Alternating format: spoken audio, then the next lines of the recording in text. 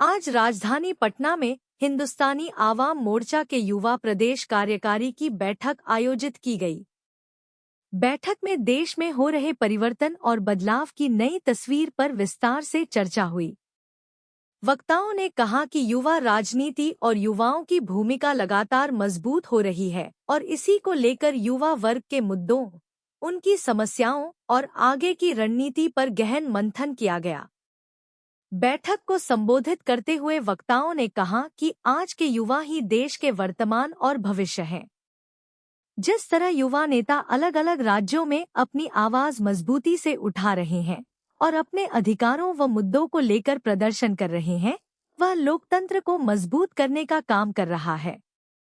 इस अवसर पर केंद्रीय मंत्री जीतन राम मांझी के नेतृत्व और मार्गदर्शन की भी सराहना की गई। कहा गया कि उनके अनुभव और समाज के प्रति समर्पण से युवा कार्यकर्ताओं को नई ऊर्जा और दिशा मिल रही है। बैठक में तेजस्वी यादव द्वारा कानून व्यवस्था पर उठाए गए सवालों को लेकर भी चर्चा हुई। इस पर संतोष सुमन ने कहा कि अच्छी बात है कि लॉ एंड ऑर्डर पर सवाल कर रहे हैं। वह तो देश में ही नजर नहीं आ रहे थे, बिहार से लापता थे। अगर वह सरकार पर सवाल खड़े कर रहे हैं तो यह अच्छी बात है कि विपक्ष की भूमिका निभा रहे हैं। और आज आप जानते हैं हिंदुस्तानी अवाम मोर्चा सेकुलर जो 2015 से संचालित है, उसके विभिन्न प्रकार के शाखाएं, उन्हीं शाखाओं में सबसे सशक्त शाखा हमारी युवा शाखा है और हिंदुस्तानी अवाम मोर्चा सेकुलर का युवा शाखा है।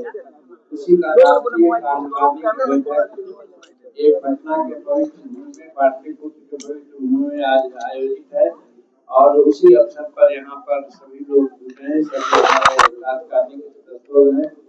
इसमें बहुत सारे विषय हैं, उन पर चर्चाएं होगी। संगठन को कैसे मजबूत किया जाए।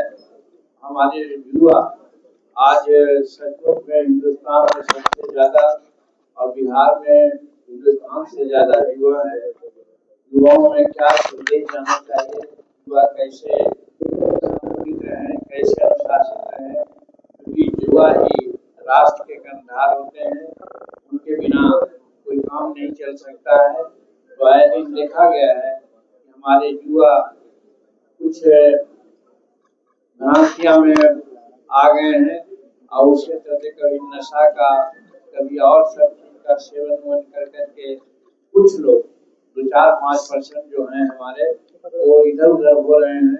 तो हमारे जो हिंदुस्तानी अवाम मोर्चा सेकुलर के साथी यहाँ पर उपस्थित हैं राष्ट्रीय कार्यकारिणी के, वो लोग संकल्प लेंगे कि हमारे युवा भाई जो भी 1-2% गलत रास्ते पर जा रहे हैं, नशा वगैरह की बात करते हैं, वो सबको हम लोग त्याग करवा करके अपने पार्टी में लाएंगे और पार्टी को आगे ले चलेंगे। हमारी पार्टी हिंदुस्तानी अवाम मोर्चा सेकुलर 2015 से खास करके इसका एक ही उद्देश्य है कि हम दुनिया के सब लोग गरीब हैं, लेकिन हमारा इरादा नेक है।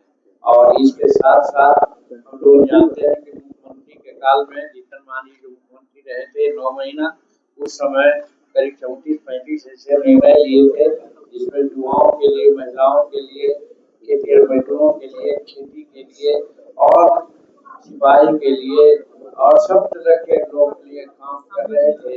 और उनके लिए ही ये पार्टी बनी है कि जो काम बचे हैं, नीतीश कुमार जी अपने समय में बहुत अच्छा काम किए और आज सम्राट चौधरी जी उनके कामों को आगे बढ़ा रहे हैं।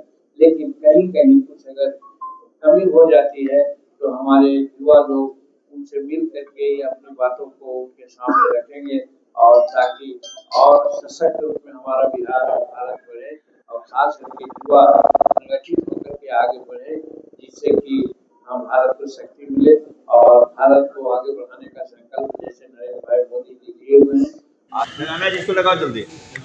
आज युवा राष्ट्रीय कार्यकारिणी की बैठक बुलाई गई है। क्या उद्देश्य है इस बैठक का, क्या संगठनात्मक कोई बदलाव भी होने जा रहा है? युवा प्रकोष्ठ के द्वारा एक कार्यक्रम किया गया है। हमारे युवा साथी आज बैठक कर रहे हैं कार्यकारिणी के, और जानते ही हैं जैसा कि हर चीज़ युवाओं पर टिका हुआ है। और जब युवा कुछ निर्णय लेते हैं तो निश्चित तौर पर पार्टी का निर्णय होगा। और आज हम लोग मीटिंग में देखते हैं किन किन विषयों पर चर्चा होगी। निश्चित तौर पर राजनीतिक संगठन के विस्तार पर चर्चा होगी, युवाओं का क्या रोल होगा पार्टी में, इस पर चर्चा होगी और आगे की रणनीति क्या होगा चर्चा होगी। उसके बाद आपको बताएंगे। युवा लगातार प्रदर्शन भी कर रहे हैं, चाहे वो जंतर मंतर पे था, झारखंड में जिस तरीके से प्रदर्शन कर रहे हैं, क्या कहेंगे? देखिए, संवैधानिक अधिकार है, उस अधिकार के तहत अपनी मांग को रख रहे हैं, अच्छी बात है, रखना ही चाहिए। आज के युवा आगे के हमारे कर्णधार हैं, आगे के भविष्य हैं, तो आज वो सीख रहे हैं, तो लेकिन शांतिपूर्वक से कोई भी किया जाए तो हम उसका स्वागत करें। बढ़ते लॉ एंड ऑर्डर को लेकर नेता प्रतिपक्ष लगातार सवाल उठा रहे हैं, दिनारा की घटना का जिक्र कर रहे हैं। बस जिनको नींद टूटा है, स्वागत करते हैं कि नींद से जागे हैं कम से कम। ऐसे हमेशा तो देश से बाहर ही रहते हैं और आ गए हैं देश में, घूम रहे हैं बिहार में, अच्छी बात है, घूमेंगे तो उनकी स्थिति समझ में आएगी। ठीक।